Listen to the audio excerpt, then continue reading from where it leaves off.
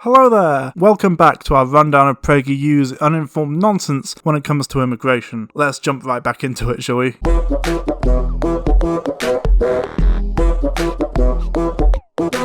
Tucker Carlson's up next. I don't know if he really needs any introduction. He's basically just Bill O'Reilly, except any sexual assault victims of his that may or may not exist haven't come forward yet, and so far has come out as impressively racist. Iraq is a crappy place filled with a bunch of, semi-literate primitive monkeys. White men have, they've contributed some, I would say.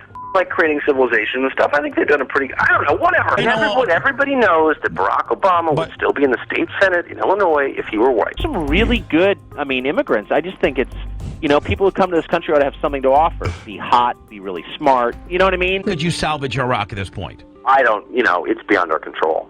I mean, if somehow the Iraqis decided to behave like human beings or something. But I just have zero sympathy for them or their culture, a culture where people just don't use toilet paper or forks. He'd need to say, look, I'm a bigot, okay? I'm a bigot. I don't like Islamic extremists. Like, if you are really heavily into Islam, I'm sorry, I don't care for you that much. And I don't care what that sounds like. You can call me a racist. You can come where the fuck you want. Basically, we need a racist president. We need to get these Mexicans out here into Islam. Let's kill all the Muslims. Well, I think you're on to something. I mean, not someone who's like a Klansman or anything, but someone who's totally unbound by PC rules. So we'll just say whatever the hell he wants. Leaders demand that you shut up and accept this. We have a moral obligation to admit the world's poor, they tell us, even if it makes our own country poorer and dirtier and more divided. And also has incredibly thin skin when it comes to his role in enabling tax avoidance and his work protecting the super rich. You jumped the bandwagon. You're all like, oh, I'm against the globalist elite, blah, blah, blah. It's not very convincing, to be honest. Why don't you go yourself, you tiny brain, and I hope this gets picked up, because you're a moron. I tried to give you a hearing, but you were too annoying for me. You can't handle the criticism, can you? I recently watched a group of protesters, most of them young, denouncing President Donald Trump's immigration policies. They were waving Mexican flags and shouting, "Si se puede!" Yes, we can. This is now the rallying cry of the open borders left. Good start, loving the implication that there's only two options when it comes to immigration, torture camps and open borders. There's no middle ground, it's either one or the other. But it wasn't always. In fact, I wondered if a single person at the protest knew where it came from. Oh, I know, pick me! It actually originates in the 1970s, when Cesar Chavez and the United Farm Workers Union were demanding better rights and working conditions for their members. It was a rallying cry to inspire the workers. Yes, we can make it, yes, we can demand higher wages and win, yes, we can beat the bosses. Since then, it's been adopted as a motto for many progressive movements fighting for Latinx rights and causes. It was a cry for solidarity, a chant to inspire workers to demand better. I wonder what Tucker Carlson thinks it means. The slogan first became famous 50 years ago thanks to Cesar Chavez. He was the founder of the United Farm Workers Union. When Chavez said, "Si se puede," he meant something very different. Yes, we can seal the borders. Oh, okay, so it's just lies then. It was a call to strike action, nothing to do with borders. What the fuck are you talking about? Cesar Chavez hated illegal immigration. He was Hispanic, obviously, and definitely on the left, but he fought to keep illegal Mexican immigrants out of this country. He understood that peasants from Latin America will always work for less than Americans will. That's why employers prefer them. Chavez knew that. As long as we have a poor country bordering California, he once explained, it's going to be very difficult to win strikes. Yes, this is true in the 1960s. By 1974, however, Chavez's position had changed, and he famously supported making all immigrants legal citizens, saying, "The illegal aliens are doubly exploited, first because they are farm workers, and second because they are powerless to defend their own interests. But if there were no illegals being used to break our strikes, we could win those strikes overnight, and then be in a position to improve the living and working conditions of all farm workers." And of course, he then went on to express further support for legalization of the undocumented, referring to them as our brothers and sisters. But even for his time, he was behind the times. A lot of Mexican-American immigrant rights and leftist groups supported the rights of illegal immigrants far before Chavez did, and whatever else he did, he does deserve criticism for that. In 1969, Chavez led a march down the center of California to protest the hiring of illegal immigrant produce pickers. Marching alongside him was Democratic Senator Walter Mondale and the Reverend Ralph Abernathy, the longtime aide to Martin Luther King. 10 years later, Chavez dispatched armed union members into the desert to assault Mexican nationals who were trying to sneak across the border. Chavez's men beat immigrants with chains and whips made of barbed wire. Illegal aliens who dared to work as scabs had their houses firebombed and their cars burned. Chavez wasn't embarrassed about any of this. He bragged about it. No matter. Chavez remains a progressive hero. President Obama declared his birthday a commemorative federal holiday. It's an official day off in a half a dozen states. There's a college named after him and dozens of public schools. I imagine that those honours were bestowed upon him despite those early acts of violence and intolerance, not because of them. In much the same way as nowadays, the Americans celebrate the Founding Fathers for their victory over the British and gaining independence despite the fact that most of them owned slaves, and we in the UK celebrate Churchill despite the atrocities he committed in India, amongst many other things that would be considered war crimes or serious breaches of human rights today. Cesar Chavez's life is a reminder of how much the left has changed and how quickly. Until recently, most Democrats agreed with Chavez. Democrats are not leftists. The closest they have is Ilhan Omar and AOC, both of whom are universally hated and ostracized by their own party. And they're not even really that far left. They're centre-left at best. They opposed unchecked immigration. Yes, and that is absolutely a bad thing. Fuck them for that. One study by a Harvard economist examined the effects of the mass migration of Cuban refugees to this country in 1980, the so-called Mariel boat lift. He found that American workers in Miami with a high school education saw their wages fall by more than 30% after the refugees arrived. If you believe in supply and demand, this is not surprising. We all know this. Immigration is a temporarily bad thing on a local level due to wages and all that, but on a macro level helps boost the economy overall. After all, more people means more demand, means more supply. Additionally, I would argue that this lower wages issue is not a problem with immigrants who want to work, but with businesses who want to be able to exploit desperate people. Maybe the solution to this is not to put a ban on immigration, but actually to regulate businesses to stop them being able to do this. But of course, as rich right-wing propagandists, both Prager and Carlson would no doubt disagree. After the fall of Saigon in 1975, Democratic Governor Jerry Brown opposed letting Vietnamese refugees into California on the grounds that the state already had enough poor people. As he put it at the time, there's something a little strange about saying, let's bring in 500,000 more people when we can't take care of the 1 million Californians out of work. This is classic anti-immigrant rhetoric, and I fundamentally disagree with all of it. We should look after our own first is a favourite phrase of people who have no intention of looking after their own. If the US had net zero or even negative migration, do you really think they would invest in ending poverty forever? Assuming everyone had enough money to survive, a place to live, free healthcare and housing and so on? I highly doubt it, considering that the power to do so already exists, but they prefer to waste money on huge militaries and tax cuts for the super rich, and the way the right likes to reduce the left positions down to giving everyone free stuff. First-term Senator Joe Biden of Delaware agreed. He introduced federal legislation to curb the arrival of the Vietnamese. Biden is a creepy old man who is basically a Republican in a blue tie. Fuck Biden and don't associate him with leftism ever again. 2 decades later, leading Democrats were still wary of mass immigration, especially illegal immigration. As Bill Clinton put it in the 1995 State of the Union address, Americans are rightly disturbed by the large numbers of illegal aliens entering our country. The jobs they hold might otherwise be held by citizens or legal immigrants. The public services they use impose burdens on our taxpayers. Yes, but he was also a tremendous racist who introduced legislation that actively fucked black communities over. No prominent Democrat would say anything like that today without being denounced as a racist. Clinton got a standing ovation. Clinton was, once again, not as left-wing as people on the right seem to think. As late as 2006, there were still liberals who cared about the economic effects of immigration, legal or illegal. Immigration reduces the wages of domestic workers who compete with immigrants, explained economist Paul Krugman in the New York Times. We'll need to reduce the inflow of low-skilled immigrants. Mainly that means better controls on illegal immigration. Again, I don't see the point. Democrats were massive dickheads in the past. Get over it. I thought Carlson would have been in favour of it, to be honest though. That same year, Senator Hillary Clinton voted for a fence on the Mexican border. So did Barack Obama and Chuck Schumer and 23 other Senate Democrats. Yes, and that was fucked up, but the fence was only on a short part of the border, was only intended to be temporary, and didn't even stop illegal migration in that region. Not anymore. 20 years after Bill Clinton told Americans they had the right to be upset about illegal immigration. Anyone has the right to be upset about something. That doesn't make it rational or moral. His wife scolded the country for enforcing border controls. So what changed? Okay, she can disagree with Bill and have her own agenda, you know. Yeah, the Clintons are fucked and extremely morally corrupt, but don't act like she has no right to have a different opinion to her husband. Not the economics of it. The law of supply and demand remained in effect. It's not a coincidence that as illegal immigration surged, wages for American workers stagnated. I mean, I feel like the 2008 financial crash, which caused the worst recession in almost a century, might have had more to do with it. What changed is that Democrats stopped caring about those workers, about the middle class, really.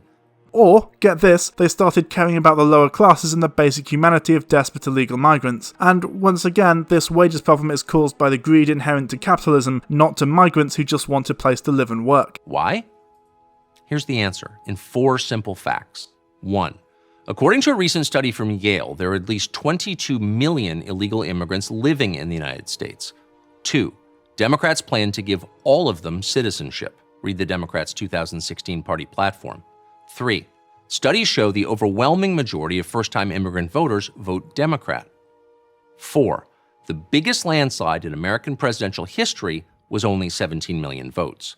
Do the math. So maybe work on stopping being massive dicks to illegal migrants? There is a reason that most marginalised groups swing either left or liberal, because the right treats them like shit, demonises them, and turns other voters against them. This is what this is all about. Not about economics or wages or the middle class or anything like that, but because the right are terrified that after decades of treating immigrants like shit, they might turn out to be a powerful voting bloc. Seriously, Tucker, ask yourself, why do immigrants, black people, the disabled, LGBTQ+ people, etc., almost all vote Democrat?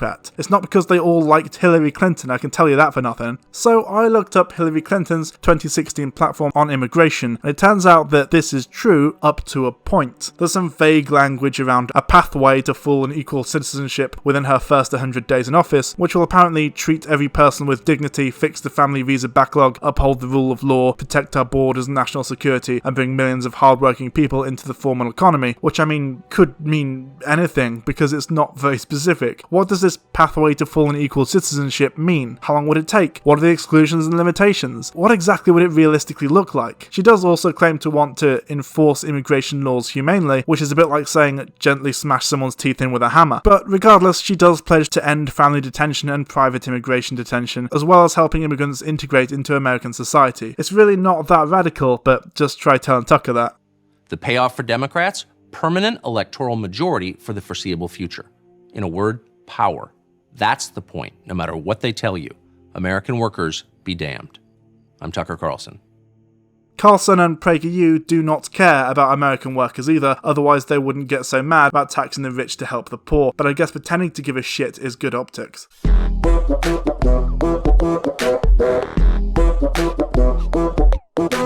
The penultimate video we're here to discuss today is one which essentially completely misrepresents the entire socioeconomic situation in Latin America, but it's okay because there's a real Latin American to tell us about it, so it can't be racist. I want to speak to the millions of fortunate Hispanic immigrants living in the United States, legally or not. So who is this? Well, this is Gloria Alvarez, an activist and author who self-identifies as a libertarian and classical liberal, which I mean, we've heard that before, haven't we? She appears to be at least consistent in her beliefs, and as far as I can tell, hasn't said anything too offensive, though she has in the past said that feminism is Marxist, and declared that populism is to offer things which have no historical or economic logic, which is odd considering that she literally wrote a book on populism. Anyway, let's dig in, shall we? I have a question for you.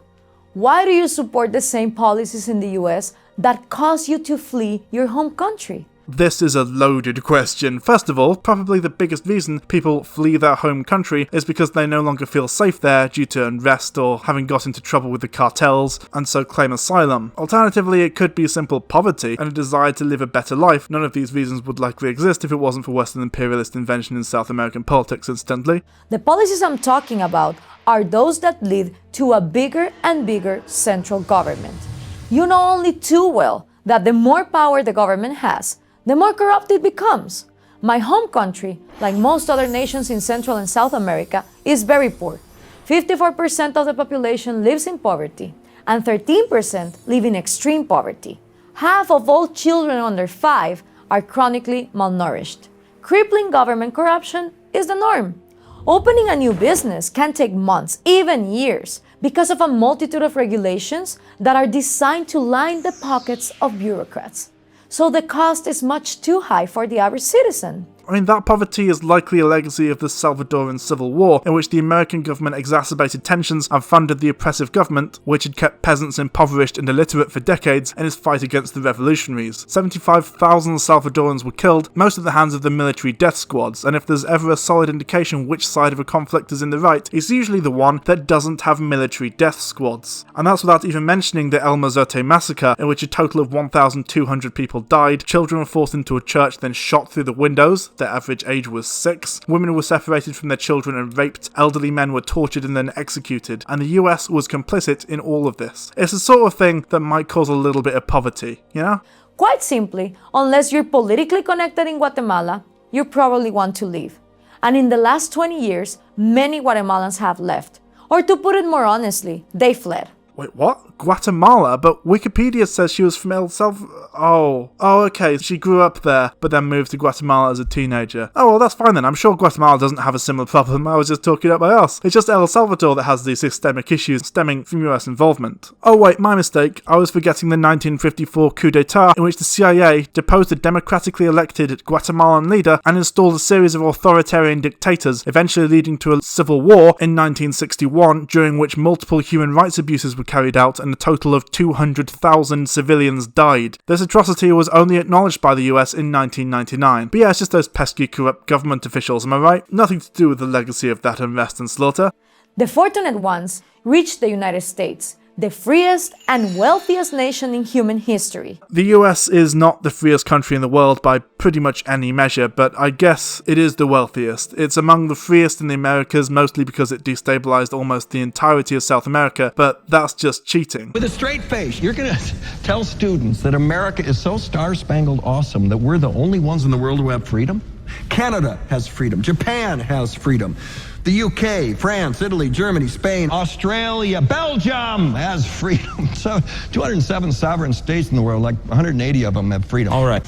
There is absolutely no evidence to support the statement that we're the greatest country in the world. We're 7th in literacy, 27th in math, 22nd in science, 49th in life expectancy, 178th in infant mortality, 3rd in median household income, number 4 in labor force, and number 4 in exports. We lead the world in only 3 categories: number of incarcerated citizens per capita, number of adults who believe angels are real, and defense spending, where we spend more than the next 26 countries combined, 25 of whom are allies. There are at least 1 million Guatemalans living in the US. Nearly every Mexican and Central and South American immigrant in the United States, whether they immigrated legally or illegally, moved or fled to the US for the same reasons: economic opportunity and the freedom to shape their own lives. Where else can they go? This is a problem with all Central and South American countries, and there's nowhere they can realistically go but the US. If they're fleeing due to poverty, they can't afford a plane ticket. In short, you came to the United States to participate in what Americans call the American dream.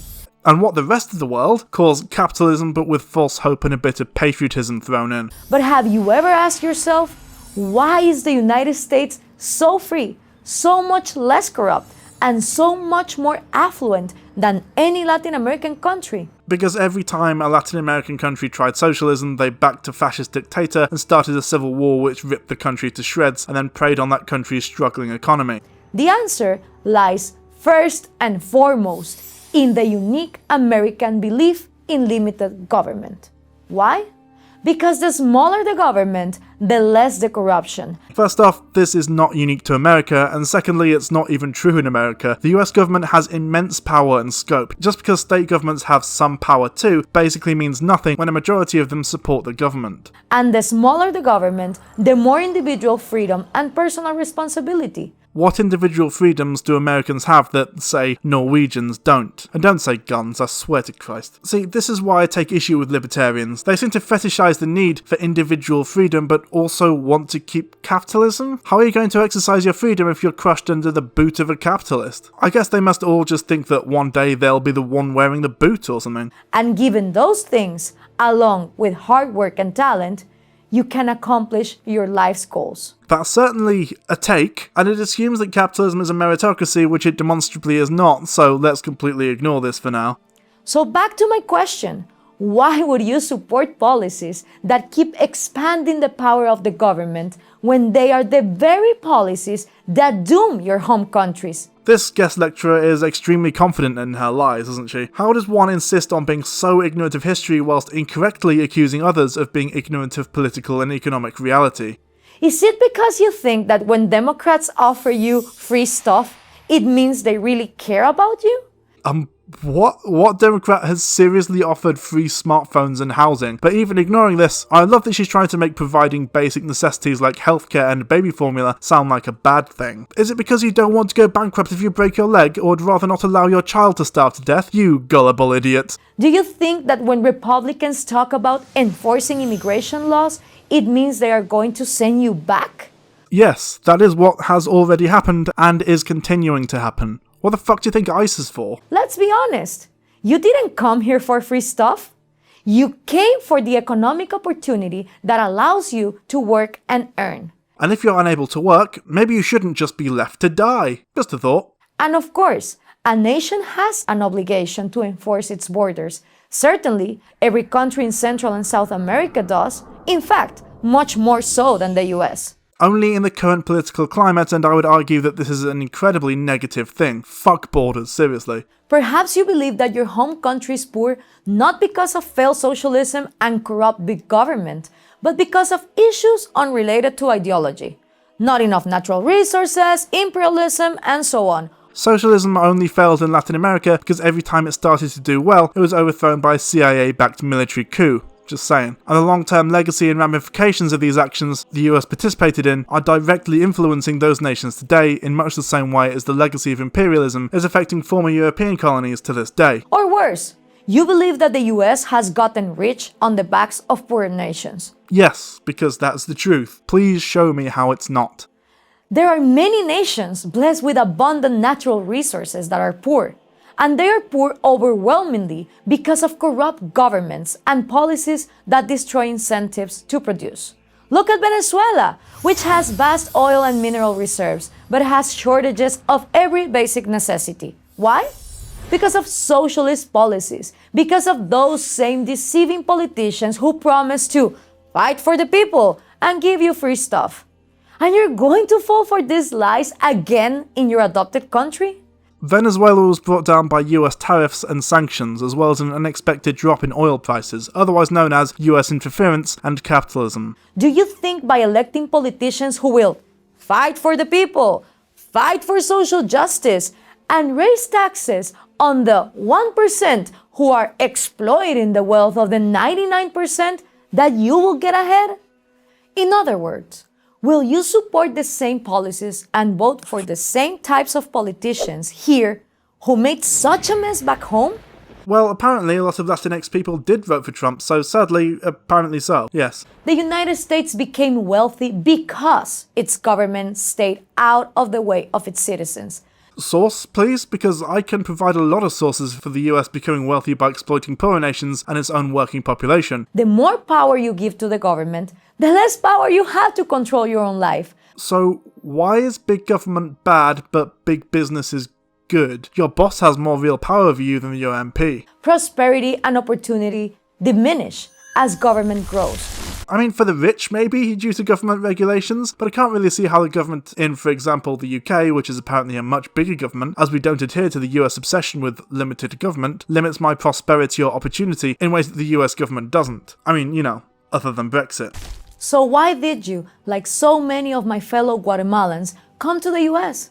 Because your society was broken.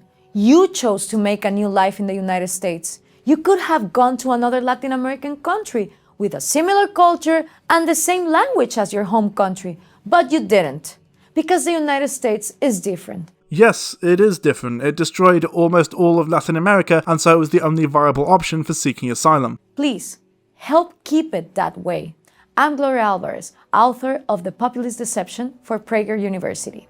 Immigrants, don't vote for what you left. Vote for left-wing candidates who might actually give a shit about you instead.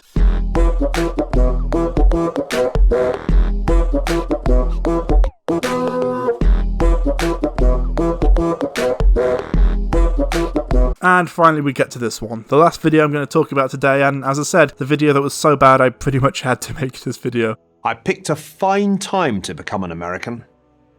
It was a grey, overcast morning in Oakland, California, So this is Neil Ferguson.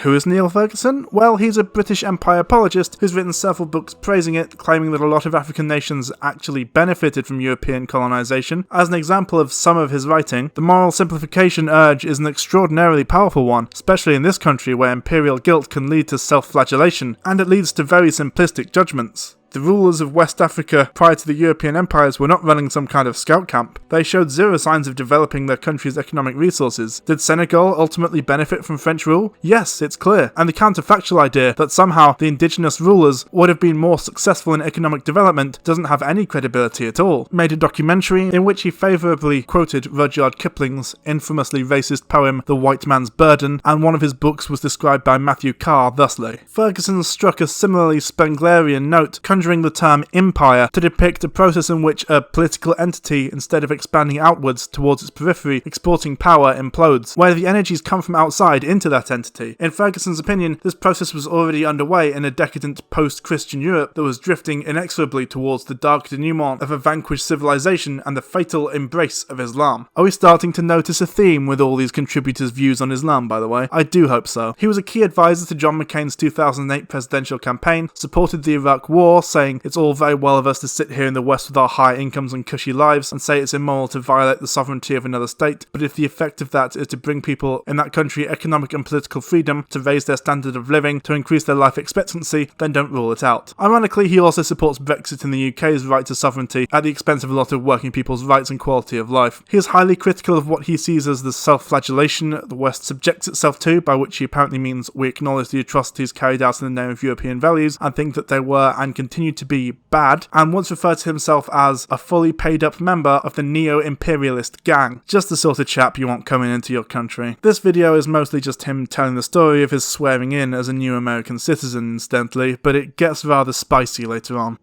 I was one of 1,094 people of every colour and creed from 85 nations, beginning with Afghanistan and ending with Yemen.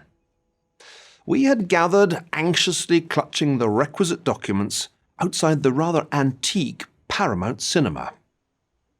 I wasn't the only new citizen of European origin, but we were a distinct minority. Rather to my surprise, the Chinese were the most numerous group, accounting for close to a fifth of the new Americans. The Chinese are the most numerous group in the world, so this should not have been a surprise. Also, don't think you slipped that quip about the immigrants of European origin being in the minority under the radar there. I clocked what you were doing, don't think I didn't. How many Americans became Chinese citizens that week? According to the National Bureau of Statistics, in 2011 there were 252.78 million migrants working in China. Presumably, a good few of them are Americans. Next were the Mexicans, more than 150 of them, then the Filipinos, closely followed by the Indians. I really don't see the point he's trying to make here with this pie chart. Yet it was the sheer range of countries represented that was most marvellous. The young man to my right, immaculately dressed in white, was from Eritrea.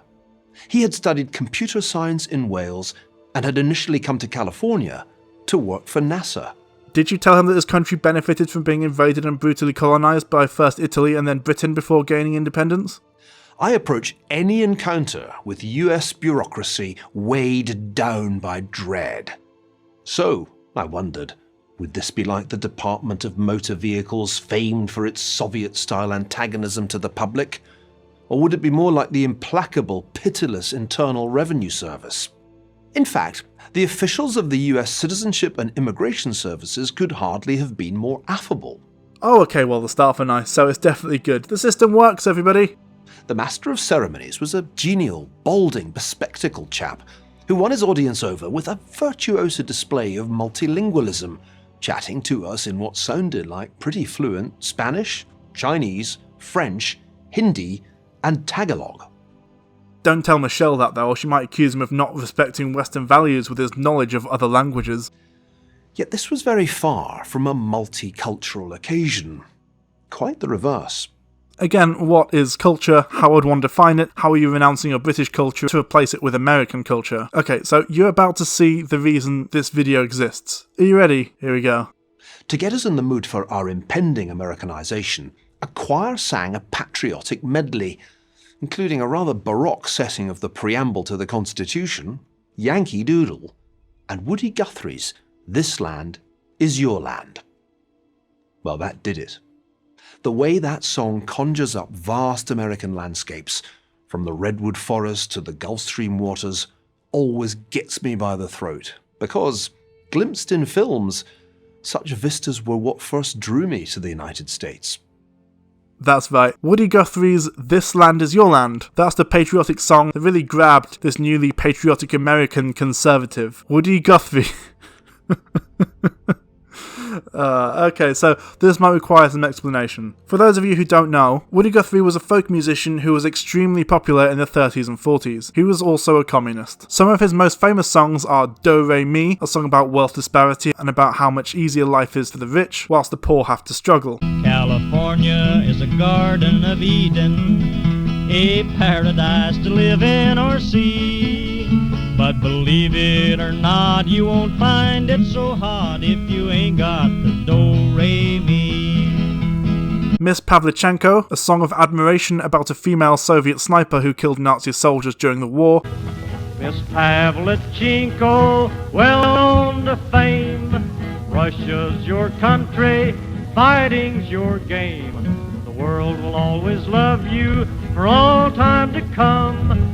300 Nazis fell by your gun, fell by your gun, fell by your gun. More than 300 Nazis fell by your gun. Multiple anti-fascist songs, such as All You Fascists Are Bound to Lose. Put it there, boy, and we'll show these fascists what a couple of hillbillies can do.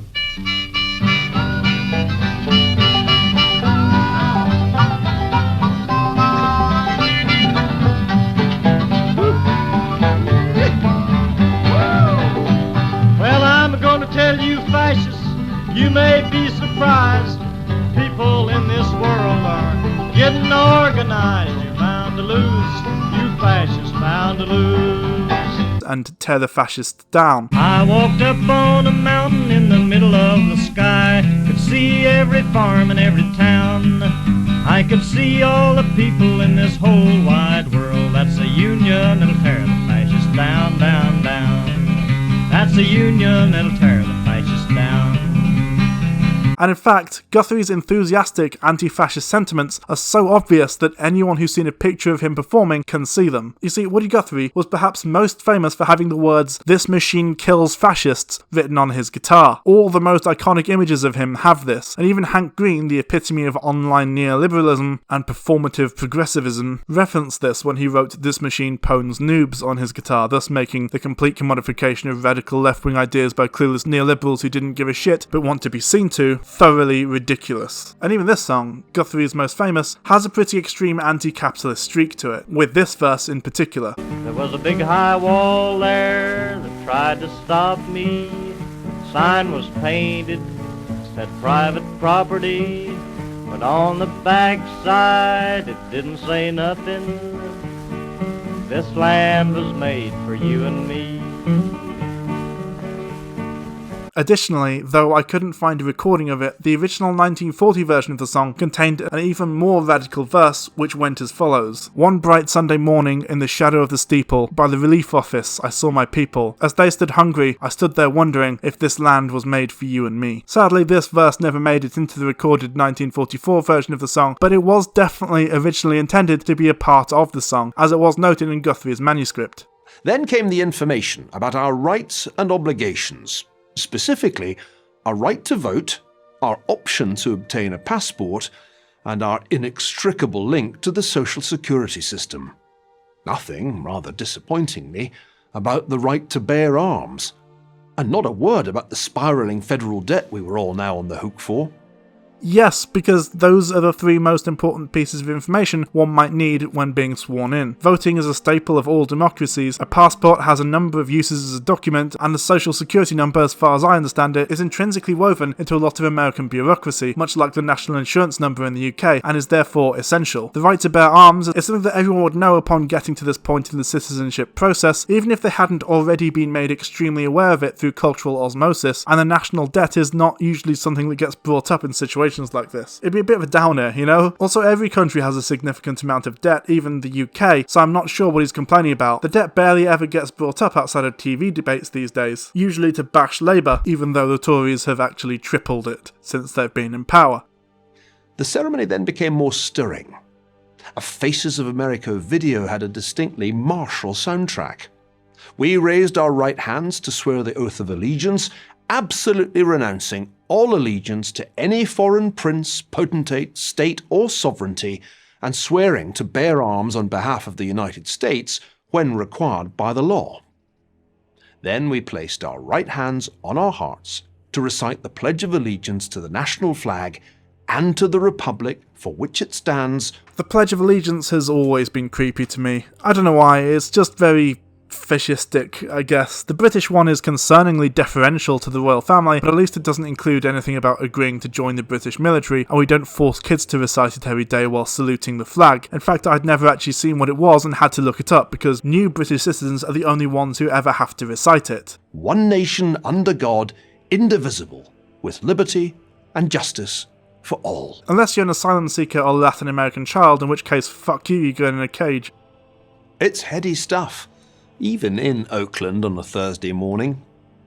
And then, there he was, the President of the United States himself, much larger than life on the big screen. This country is now your country, Donald Trump told us rather sternly. Our history is now your history, and our traditions are now your traditions. And that wasn't all. You now share the obligation to teach our values to others, to help newcomers assimilate to our way of life. Compare and contrast with the Barack Obama version. Together, we are a nation united not by any one culture or ethnicity or ideology. Okay, first of all, I think this just demonstrates the arbitrariness of what it means to be a citizen of anywhere, but just for full transparency, I want to show you the two messages in full, without any editing or ideological clipping out of context. Here's Obama. It's an honor and a privilege to call you a fellow citizen of the United States of America. This is now officially your country, your home to protect, to defend, and to serve through active and engaged citizenship.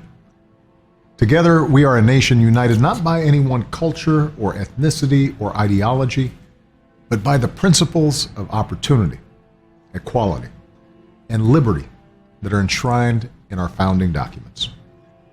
Today marks a very special day in your life. You've traveled a long path to get here. You've sworn a solemn oath to this country, and now you have all the rights of citizenship. With the privileges of citizenship, though, come great responsibilities. And so I ask that you use your freedoms and your talents to contribute to the good of our nation and the world. Always remember that in America, no dream is impossible. Like the millions of immigrants who have come before you, you have the opportunity to enrich this country through your contributions to civic society, business, culture, and your community. You can help write the next great chapter in our American story. And together we can keep the beacon that is America burning bright for all the world to see. I am proud to welcome you as a new citizen of this country. May God bless you, and may God continue to bless the United States of America. And here's Trump's new version. My dear fellow American, it is with great pride that I welcome you into the American family. No matter where you come from or what faith you practice, this country is now your country. Our history is now your history, and our traditions are now your traditions. You enjoy the full rights and the sacred duties that come with American citizenship. Very, very special. There is no higher honor. There is no greater responsibility. You now share the obligation to teach our values to others, to help newcomers assimilate to our way of life, and uplift America by living according to its highest ideals of self-governance and its highest standards.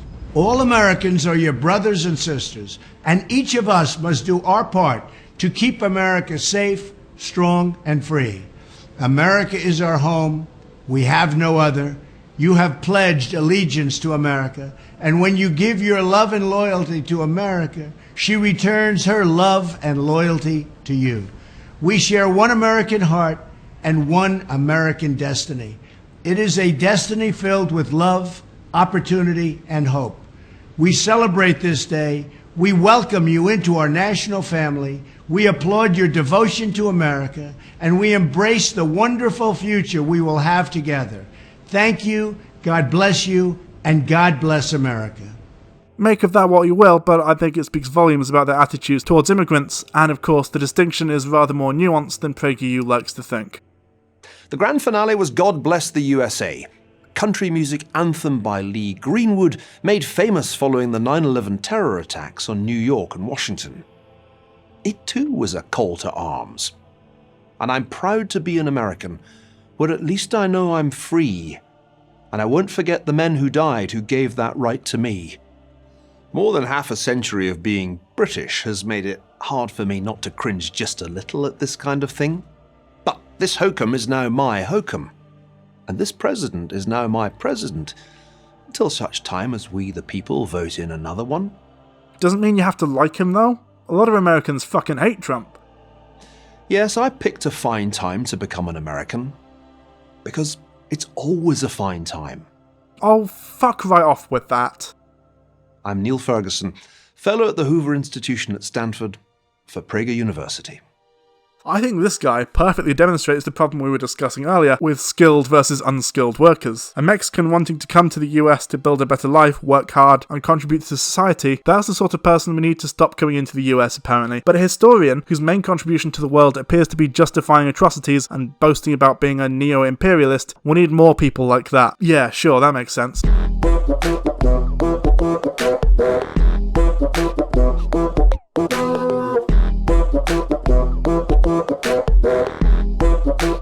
So let's just make this absolutely clear. Immigration is an illusion, citizenship is a myth, and this whole idea is completely fabricated. Europe is not dying because more brown people are coming. The Great Replacement isn't real. Europe will be fine, I promise you. The US has some of the worst, most brutal immigration policies in the world. They run concentration camps on the border, illegal torture camps on foreign soil, arrest and deport innocent people for the crime of existing on the wrong arbitrary patch of land, have a president that literally tells black people that they're either born in Africa or else to fuck off back to Africa. Don't tell me that US immigration policy isn't completely fucked. A lot of people want immigrants who come into the country to have rights and be protected because they have empathy for them and recognise the societal and economic benefits of making them full citizens. Also, Tucker Carlson is a thin-skinned buffoon who shills for the rich and will be among the first with their backs against the wall when the revolution comes. The plight of Central and South America is a sad one and stems from a sad history of violence, exploitation and US intervention that disrupted, destabilised and in many cases destroyed the economy, society and lives of millions of people.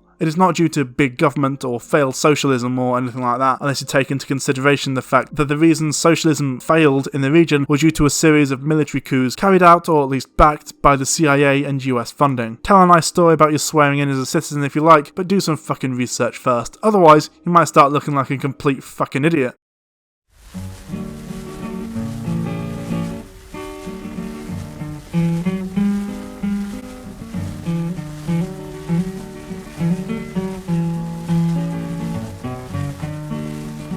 This land is your land, and this land is my land.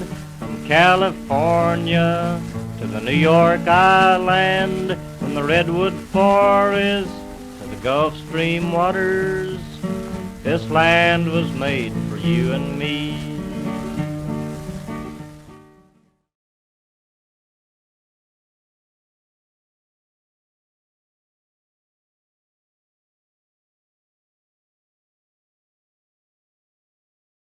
The vast majority of Americans, for years and years now, according to the polls, including Fox News viewers and including Republicans, are in favor of higher taxes on the rich. You know, higher inheritance taxes, higher top marginal tax rates, higher wealth taxes. It's all really mainstream. But no one's saying that at Davos, just as no one's saying it on Fox News, right? And I think the explanation for that is quite simple. Is that most of the people in Davos, but also here on this channel, have been bought by the billionaire class. You know, you're not meant to say these things. So I just went there and I thought, you know what, I'm just going to say it, just as I'm saying it right here on this channel.